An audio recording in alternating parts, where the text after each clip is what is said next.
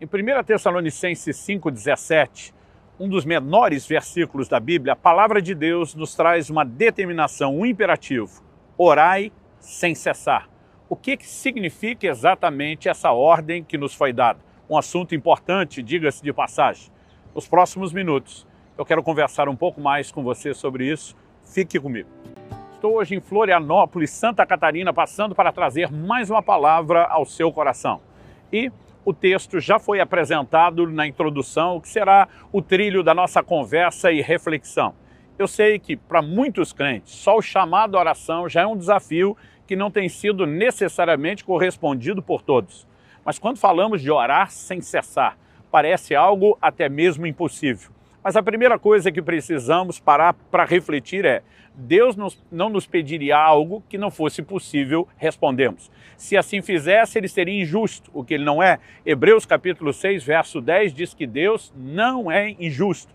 Então, o que exatamente significa isso? Que o cristão sequer possa parar para dormir, que ele não pode trabalhar, realizar outras atividades? Evidentemente que não. A mesma palavra de Deus que nos orienta a orar sem cessar, nos ensina a respeitar o descanso. A mesma palavra que nos orienta a orar sem cessar, ela fala a respeito do trabalho e diz que quem não trabalha não coma. Então não dá para simplesmente abandonar tudo e viver integralmente oração, e mesmo se fizéssemos, ainda teríamos que dormir e ao longo da noite nós não conseguimos orar sem cessar. Evidentemente que o apóstolo não está sendo absoluto quando ele fala de não cessar. Ele não está necessariamente estabelecendo que não pode haver nunca nenhuma forma, de interrupção, embora o significado dessa palavra sem cessar signifique exatamente isso, sem interrupção, algo que é incessante. Mas nós precisamos compreender que ele fala de perseverança na oração, ele fala de continuidade da oração, de nunca se perder o ritmo na oração, mas ele também fala a respeito da abrangência de formas e estilos de orar. É lógico que existe aquele momento de uma oração reclusa, como o Senhor Jesus diz em Mateus capítulo 6, verso 6. Quando você orar, entra no teu quarto, fecha a tua porta, fala com teu pai em secreto. Se esse fosse o único tipo de oração, evidentemente que não daria para fazer isso sem cessar. Não poderíamos permanecer o tempo todo no quarto, senão não teríamos as outras atividades sendo executadas. E ainda assim, teríamos a questão do sono. Agora, é a única forma e maneira de orar? É evidente que não. Ao longo da Escritura, nós vemos pessoas falando com Deus em oração, muitas vezes no ambiente do trabalho, muitas vezes na presença de outras pessoas e até mesmo sendo discretas a respeito disso. Algo, por exemplo, que me chama a atenção é quando a Bíblia nos fala, no livro de Neemias, que ele estava diante do rei e a palavra de Deus diz, em Neemias capítulo 2, verso 2, o rei me diz: por que está triste o teu rosto se não está doente? Tem de ser tristeza do coração. Ele teme, porque ele sempre esteve diante do rei com a cara alegre, sem tristeza. E o verso 4 diz: disse-me o rei, que me pedes agora?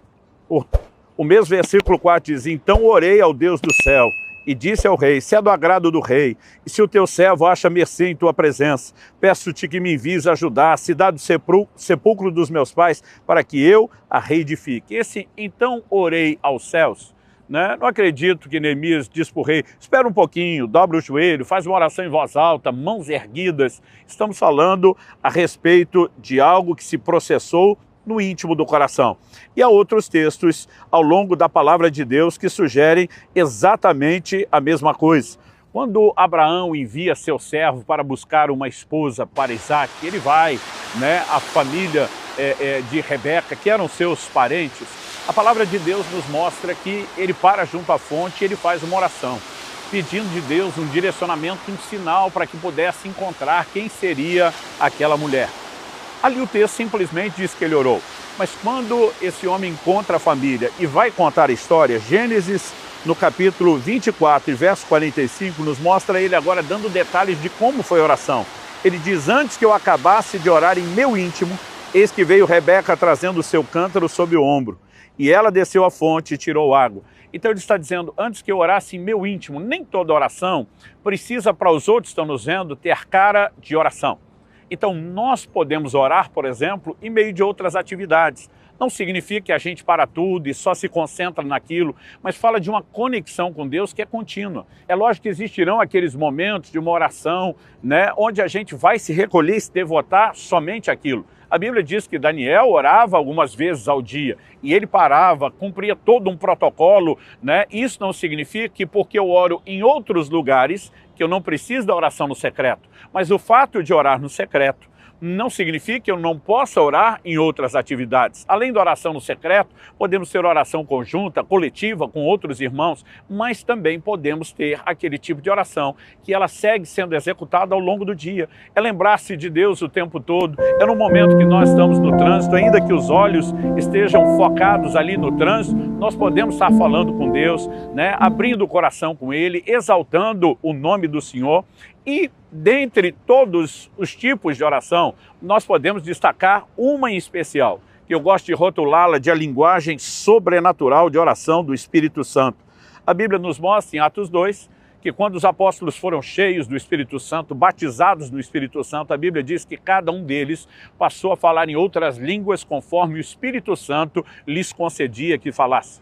O apóstolo Paulo vai ensinar mais a respeito do falar em línguas na Epístola aos Coríntios, embora o livro de Atos se concentre apenas falar das pessoas sendo cheias do Espírito Santo, falando em línguas em outros lugares, como na casa de Cornélio, como quando o apóstolo Paulo vai pregar em Éfeso, mas em 1 Coríntios que nós temos algumas orientações a respeito dessa prática. Em 1 Coríntios 14, 2, Paulo diz: pois quem fala em outra língua não fala aos homens, senão a Deus, visto que ninguém o entende, e em espírito fala mistérios. Diferente do dom de variedade de línguas, que é seguido de interpretação, ou seja, uma explicação para os ouvintes, a Bíblia diz que o que fala em línguas fala com Deus, é uma linguagem de oração. Mais à frente, no capítulo 14 mesmo, mas no verso 14, Paulo diz assim: porque se eu orar em outra língua, o meu espírito ora de fato, mas a minha mente fica infrutífera. Apesar de poder estar abrindo o coração com Deus, falando de sentimentos, emoções, petições, em meio de outras atividades, há uma oração específica que deixa a mente infrutífera, sem fruto. A mente não participa. Paulo diz que quando estamos orando em línguas, o nosso espírito ora. Então todo cristão, além de falar com Deus no seu entendimento, porque na sequência nós vemos o apóstolo Paulo no verso 15 dizendo: que farei, pois?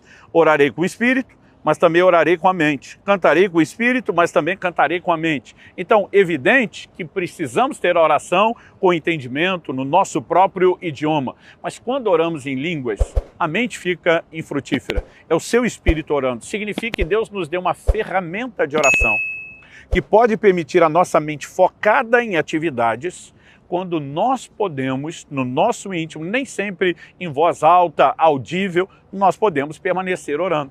Então, muitas vezes eu estou, num avião, às vezes naquela poltrona do meio, sentado entre outros dois passageiros. Evidente que eu não vou orar em voz alta, nem no entendimento, muito menos em línguas. Não vão me tirar do avião numa camisa de força. Mas mesmo sem que as pessoas precisem ouvir, eu estou ali baixinho, de modo quase inaudível, às vezes aproveitando horas de uma viagem para estar orando, falando com Deus e muitas vezes orando em outras línguas. Todos nós precisamos entender que essa orientação de orar sem cessar não significa que a gente não faça absolutamente nada, mas evidentemente Deus espera que eu e você possamos ter uma oração que é maior do que aquilo que se faz num culto ou numa reunião pública, do que o que fazemos no secreto. Por exemplo, em Efésios, no capítulo 6, no verso 18, o apóstolo Paulo diz: com toda oração e súplica, orando em todo tempo no Espírito, e para isso vigiando com toda a perseverança e súplica por todos os santos. Orando em todo o tempo. Aqui, novamente, nós temos uma outra forma de se falar a mesma coisa, veio dizer sem cessar em todo o tempo. Ou seja, não são apenas alguns momentos de oração, é um estilo de oração contínua, é um espírito de oração, é uma vida de oração que deve estar presente em nós. Interessante que Paulo fala isso logo depois de anunciar que a nossa luta não é contra carne e sangue, mas contra principados e potestades, de dizer que para entrar nessa batalha contra o reino das trevas, nós precisamos fazer uso de toda a armadura de Deus, e ele detalha vários aspectos dessa armadura, desse conjunto de arma. Ele diz que nós temos que cingir com a verdade, vestir a couraça da justiça, calçar os pés com a preparação do evangelho da paz, embraçar o escudo da fé. A Bíblia fala sobre usar o capacete da salvação, a espada do Espírito, que é a palavra de Deus. E alguns me perguntam: mas pastor, onde a oração entra como arma de guerra? E a minha resposta é: oração não é arma de guerra. Oração é a guerra. Nós trazemos as outras armas para a guerra, e a guerra é travada em oração. E para que a oração se constitua guerra, não precisa ser apenas uma oração de confronto, de repreender diretamente o espírito maligno. Só de clamarmos pelo estabelecimento do reino de Deus, ele vem removendo o lugar de domínio do reino das trevas. E eu e você fomos chamados para cooperar com Deus no estabelecimento do reino e da vontade dele. É o que Jesus nos ensinou na oração modelo: venha o teu reino, seja feita a tua vontade. E quando estamos clamando para que o reino se manifeste, estamos em guerra contra o reino das trevas, enquanto cooperamos com o avanço do reino de Deus. Então é por isso, entre outros motivos, que precisamos de uma vida de oração, manter a comunhão com Deus, uma conexão e uma intimidade com Ele. Não se trata apenas de ficar pedindo algo que precisamos. A própria exaltação a Deus é parte da adoração. Santificado seja o teu nome. Também posso pedir pelo pão de cada dia? Sim. Também posso e devo abrir situações do meu coração. Senhor, eu estou aqui pedindo, não me deixe cair em tentação. Há um combo que não se limita a uma única coisa, mas que também não se limita somente a nós como foco. Podemos interceder por pessoas, interceder pelo reino de Deus de uma forma geral. Ou seja, oração é um estilo de vida. Oração é parte de um ritmo de vida.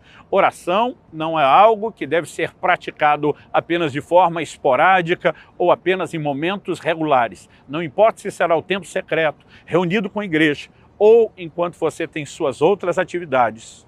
Ore sem cessar. Ore em todo o tempo.